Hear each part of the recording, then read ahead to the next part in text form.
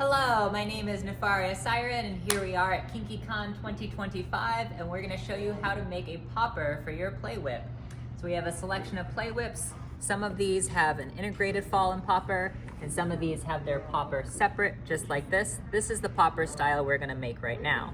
You can go ahead and pick up like nylon thread or other types of thread, but I really like using the material from the center of the paracord, because I use a lot of paracord to make my whips, so I end up having a lot of this material. From this material, I store it in a bag, and then occasionally I just pull out 3 of those strands that you can see here, and I cut it to a length that's about 3 times longer than I want my popper to be. So in this case, for like an 8-inch popper, you'll roughly get 24 inches of popper material, 3 strands each, the thickness I like. I tie a knot on either end so I can keep the ends separate when I know what I'm doing. And then the fun part is the twisty. So when I do the twist, I'm just taking one end. You can use a power tool for this, and it's significantly easier. But if you don't have any power tools on you, tend to bite one end, and then I'll twist down the other side. I try to twist the same direction the strands are going. So in this case, they're going counterclockwise. So when I bite this, I'm gonna go counterclockwise.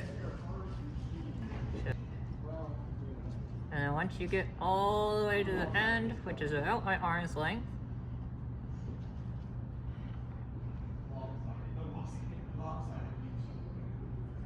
I take the middle, even these ends right here.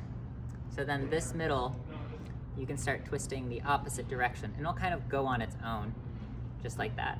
This is a pretty loose popper. I'm doing this kind of demonstration. I would do this much tighter when I want to make a whip for real, or a popper for like nice and dense for real.